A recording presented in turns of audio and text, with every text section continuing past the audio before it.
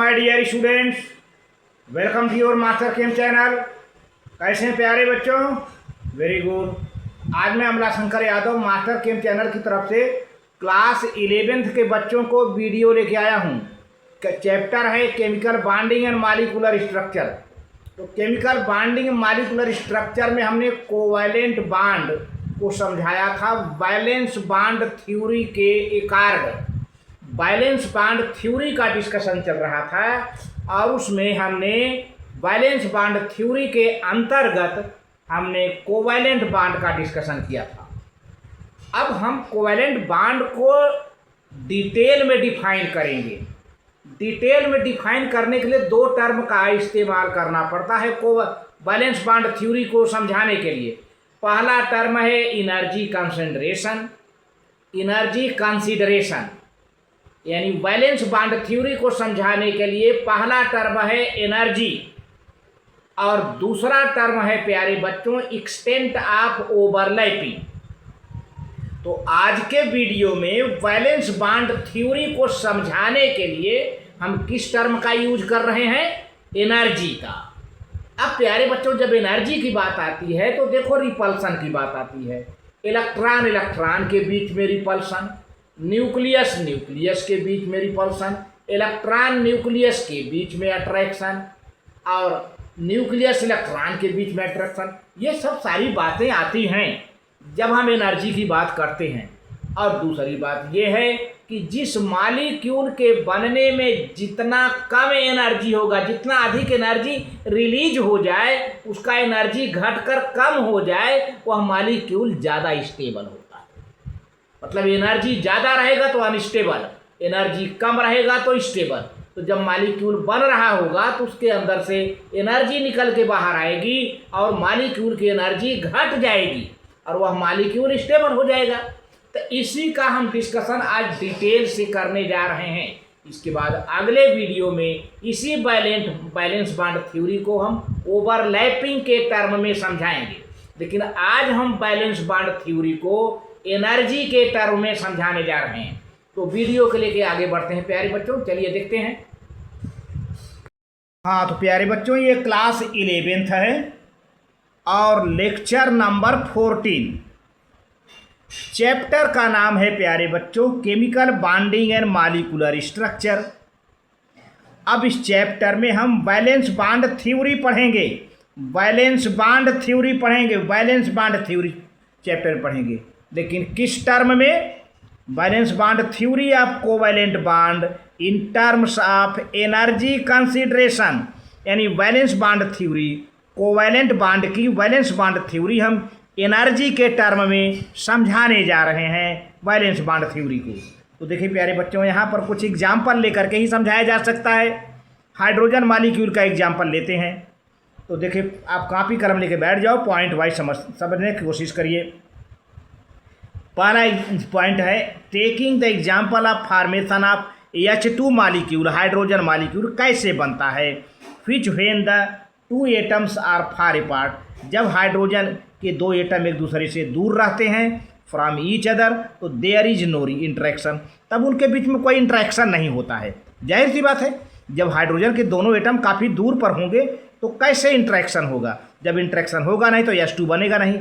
लेकिन होता क्या है कि जो है there is no interaction between them, उनके बीच में कोई इंट्रैक्शन नहीं होता है। लेकिन होता क्या है? व्हेन दे कम क्लोजर, जब वे एक दूसरे के नज़दीक आते हैं, पास में आते हैं, टू ईच अदर, तब क्या होता है?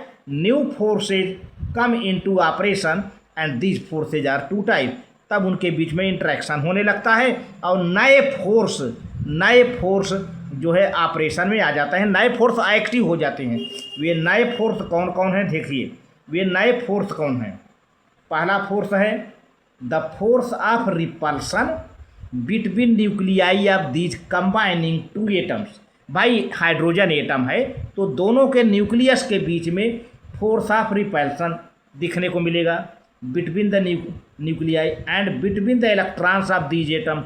दोनों एटम के न्यूक्लियस के बीच में रिपल्सन देखने को मिलेगा और दोनों एटम के इलेक्ट्रॉन के बीच में रिपल्सन देखने को मिलेगा। पहला फोर्स रिपल्सन है। पहले फोर्थ का नाम क्या है? रिपल्सन। रिपल्सन किसके बीच में हुआ?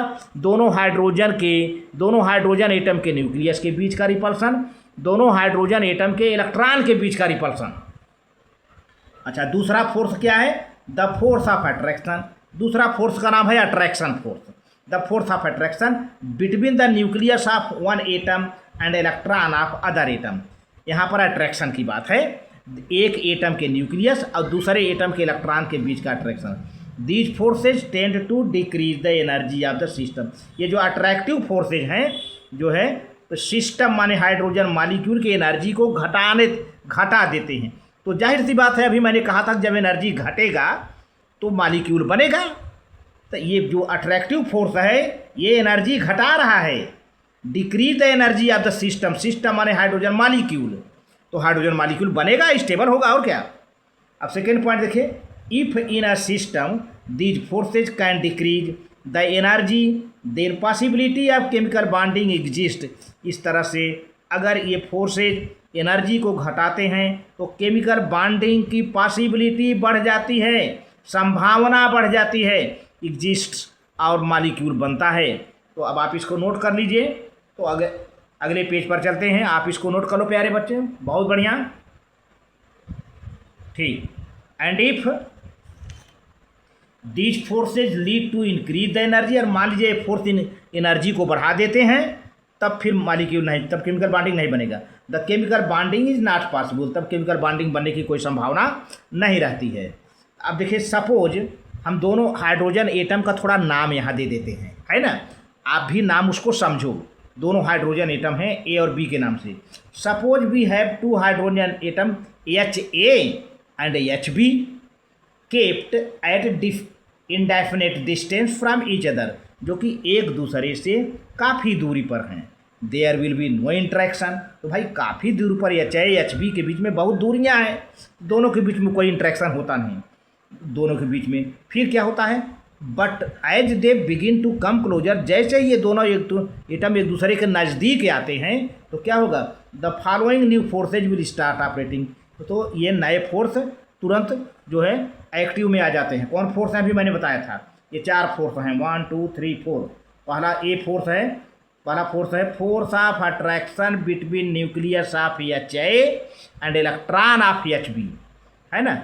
HA के न्यूक्लियस और HB के इलेक्ट्रॉन के बीच का अट्रैक्शन। भाई ये न्यूक्लियस है, इलेक्ट्रॉन है, तो फोर्स ऑफ अट्रैक्शन पहला।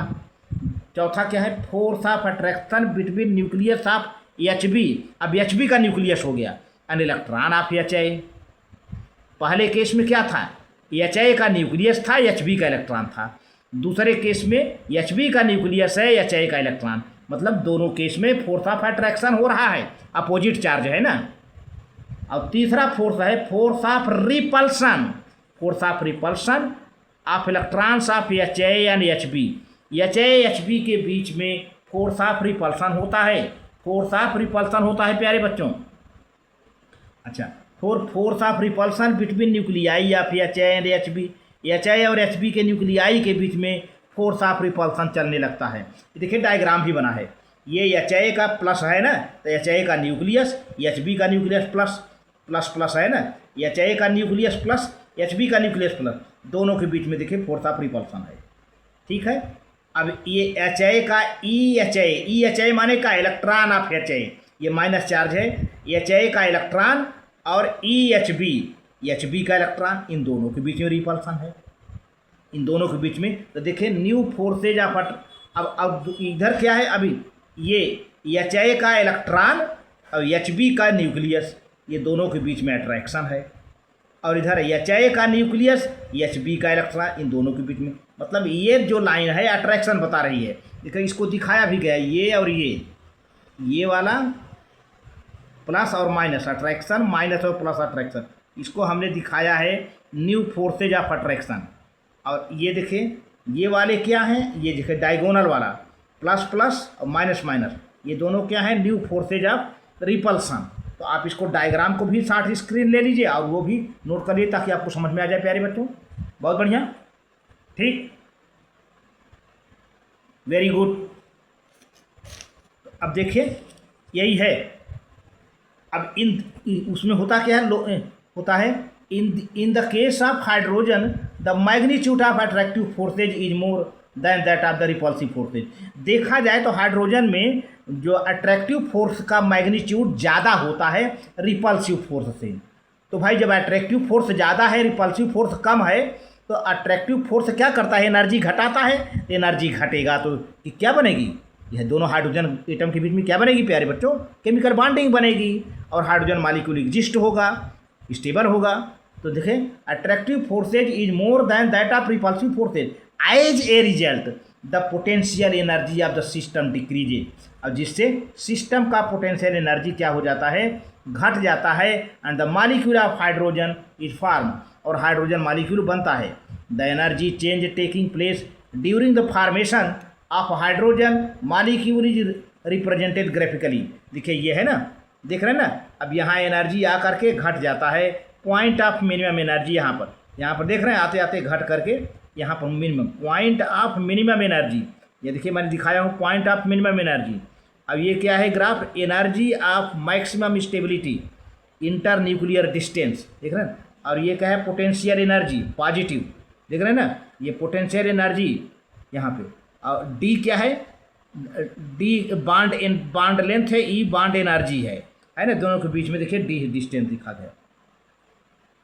पांचवा पॉइंट देखिए एज, अब आप ग्राफ ना भी बनाएंगे तो चल जाएगा, लेकिन मेन पॉइंट देखिए एनर्जी डिक्रीज होना चाहिए।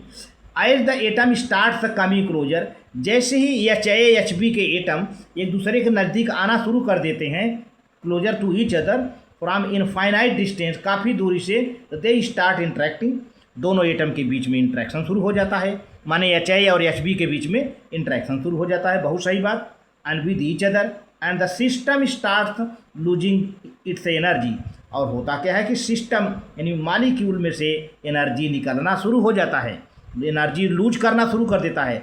As the forces of attraction exceeds the forces of repulsion, जैसे ही force of attraction force of repulsion से ज़्यादा हो जाता है तो ऐसा होता है, एनर्जी कम हो जाती है। But at a certain equilibrium, लेकिन एक ऐसे पॉइंट पर द डिस्टेंस, ऐसे एक डिस्टेंस पर the force of repulsion are just balanced by force of attraction, तो force of repulsion force of attraction दोनों बैलेंस्ड हो जाते हैं। And the energy of the system becomes minimum, और उस कंडीशन में सिस्टम की एनर्जी, देखिए पॉइंट है, सिस्टम की एनर्जी मिनिमम हो जाती है, सबसे कम हो जाती है। और इन दिस सिचुएशन, इस सिचुएशन में the two hydrogen atoms are bonded, और दोनों हाइड्रोजन एक दूसरे से बांध जाते हैं, जुड़ जाते हैं, बांड बना लेते हैं, together are bonded together to form stable H2 molecule, या मॉलिक्यूल है MOLECUL, H2 मॉलिक्यूल मतलब सिस्टम। तो प्यारे बच्चों इसको नोट कर लीजिए,